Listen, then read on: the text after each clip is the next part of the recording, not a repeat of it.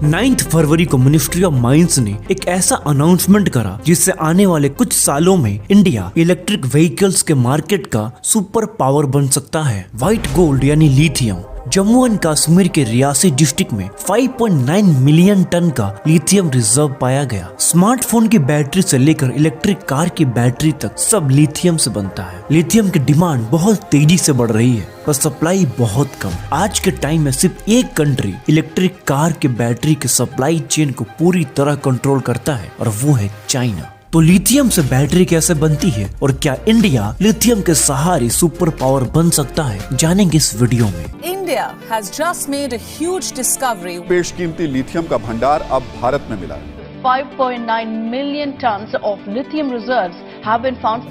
This is the biggest amount of lithium that India has found. This metal is the driver and the engine of the technology era.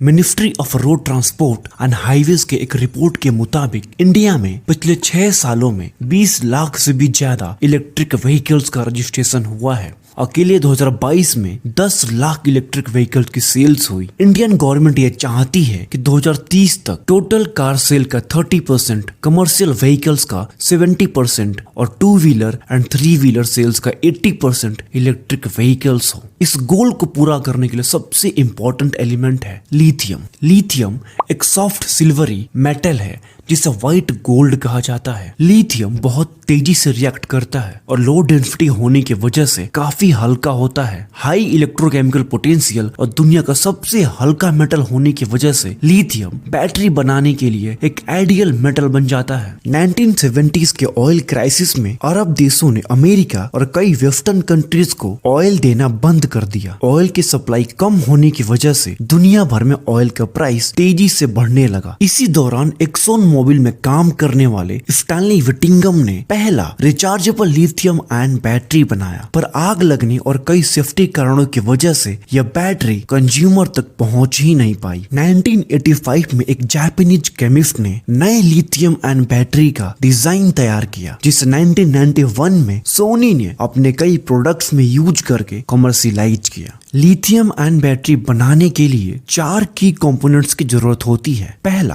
Cathode, दूसरा anode, तीसरा electrolyte और चौथा separator. Cathode lithium और कुछ metal जैसे cobalt, निकल के mixture से बनाया जाता है, वहीं एनोड ग्रेफाइट से बनता है। इलेक्ट्रोलाइट एक मीडियम होता है जिसकी मदद से लिथियम आयन कैथोड से एनोड और एनोड से कैथोड की तरफ फ्रीली मूव करता है। सेपरेटर कैथोड और एनोड को सेपरेट करता है। जब बैटरी चार्ज होती है तो एक्सटर्नल सर्किट की मदद से इलेक्ट्रॉन्स कैथोड से एनोड की तरफ मूव करते हैं और वहां जमा हो जाते हैं। ये इलेक्ट्रॉन्स कैथोड पर बैठे लिथियम आयन को अपनी तरफ अट्रैक्ट करते हैं। लिथियम आयन इलेक्ट्रोलाइट की मदद से एनोड की तरफ मूव करता है और वहां जमा हो जाता है और बैटरी पूरी तरह चार्ज हो जाती है। इसी बैटरी को अगर एक्सटर्नल लोड से कनेक्ट करते हैं तो इलेक्ट्रॉन्स एनोड से कैथोड की तरफ मूव करते हैं और इसी प्रोसेस में इलेक्ट्रिकल एनर्जी जनरेट होती है। इसी एनर्जी को हम स्मार्टफोन, लैपटॉप्स, कैमरा और इलेक्ट्रिक कार्स में यूज करते हैं।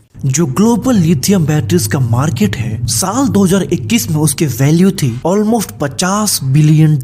ये प्रोजेक्ट किया जा रहा है कि 2030 तक उसकी वैल्यू $165 बिलियन से भी ज्यादा होगी। जैसे जैसे लोग इलेक्ट्रिक गाड़ियों को इस्तेमाल करना शुरू करेंगे, लिथियम बैटरीज की डिमांड और बढ़ती जाएगी। ग्लोबल लिथियम बैटरीज के सप्लाई चेन को सिर्फ एक कंट्री पूरी तरह कंट्रोल करता है और वो है चाइना। दुनिया इलेक्ट्रिक तो हो रही है पर उसका कंट्रोल चाइना के पास है। दुनिया की सबसे बड़ी बैटरी मैन्युफैक्चरिंग कंपनी चाइना में है। 80% लिथियम बैटरीज चाइना में बनती हैं। ग्लोबल लिथियम रिफाइनिंग के 60% चाइना कंट्रोल करता है। यहाँ तक कि बैटरी बनाने के लिए जरूरी कंपोनेंट, एनोड और कैथोड मटेरियल 70 to 80% चाइना में बनते हैं। ईवीज की मार्केट में चाइना की ये मोनोपोली अमेरिका, यूरोप और इंडिया के लिए एक चैलेंज बन चुका है। साल 2020-21 में इंडिया ने 8,811 करोड़ के लिथियम बैटरीज और 173 करोड़ का लिथियम बाकी देशों से इंपोर्ट किया था। अगर लिथियम रिजर्व की बात करें तो दुनिया का सबसे बड़ा लिथियम रिजर्व चिली में है। चिली के पास 9.2 मिलियन टन का लिथियम रिजर्व है। दूसरे नंबर पर है ऑस्ट्रेलिया। ऑस्ट्रेलिया के पास 6.7 मिलियन टन का लिथियम रिजर्व है। तीसरे पर है अर्जेंटीना 2.7 मिलियन टन का लिथियम रिजर्व और चौथे पर है China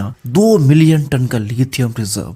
geological survey of India ने जम्मू एंड कश्मीर के रियासी डिस्ट्रिक्ट में 5.9 मिलियन टन का लिथियम रिजर्व पाया। तो क्या इंडिया इतने बड़े लिथियम रिजर्व से चाइना की मोनोपोली को खत्म कर सकता है? इसे समझने के लिए लिथियम रिजर्व से लिथियम बनाने की पूरी प्रोसेस को समझना होगा। लिथियम ओर से लिथियम बनाने के दो मेथड हैं। पहला, ब्राइन एक्सट्रैक्शन। इस मेथड में अंडरग्राउंड लिथियम रिजर्व से लिथियम रिच सॉल्ट वाटर को पंप करके बड़े बड़े तालाबों में भरा जाता है और धूप में सूखने के लिए 10 से 20 महीनों तक छोड़ दिया जाता है। सूखने के बाद बचे हुए लिथियम सॉल्यूशन को प्रोसेस और रिफाइन करके हाई प्योरिटी लिथियम बनाया जाता है। दूसरा मेथड है हार्ड रॉक माइनिंग। इस मेथड में लिथियम ओर के पत्थरों को लिथियम माइन से निकाला जाता है, जिसे क्रश करके एक फाइन पाउडर बनता है, जिसे प्रोसेस और रिफाइन करके हाई प्योरिटी लिथियम बनाया जाता है। ये दोनों ही मेथड आसपास के एनवायरनमेंट में काफी पोल्यूशन फैलाते हैं। एक रिपोर्ट के अकॉर्डिंग 1 टन लिथियम बनाने के लिए 2.2 मिलियन लीटर पानी की जरूरत होती है। वैसे तो इलेक्ट्रिक गाड़ियां जीरो कार्बन एमिट करती हैं, पर 1 टन लिथियम माइन करने के दौरान 15 टन कार्बन डाइऑक्साइड हवा में रिलीज होता है। कई देशों में लिथियम माइनिंग को लेकर काफी प्रोटेस्ट हो रहे हैं। जियोलॉजिकल सर्वे ऑफ इंडिया ने जम्मू एंड कश्मीर में जो लिथियम पाया है उसे इन्फर्ड रिसोर्सेस यानी G3 कैटेगरी में रखा है। इसका मतलब ये है कि लिथियम की क्वांटिटी, क्वालिटी और माइनिंग को लेकर लो कॉन्फिडेंस है। जब किसी भी मिनरल डिपॉजिट को एक्सप्लोर करते हैं तो जियोलॉजिस्ट उसे 4 कैटेगरी में डिवाइड करते हैं, G4, G3, G2 और G1। G1 का मतलब ये है कि उस मिनरल डिपॉजिट के क्वांटिटी, क्वालिटी, ग्रेड और माइनिंग कॉस्ट के बारे में डिटेल जानकारी जियोलॉजिस्ट ने एक्सप्लोर करा है। मतलब जब तक इंडिया लिथियम रिजर्व को पूरी तरह एक्सप्लोर करता है, उसे माइन करने के लिए टेक्नोलॉजी और इंफ्रास्ट्रक्चर डेवलप करता है, तब तक इंडिया को अपनी इलेक्ट्रिक व्हीकल्स के डिमांड को पूरी करने के लिए दूसरे देशों पर निर्भर होना पड़ेगा।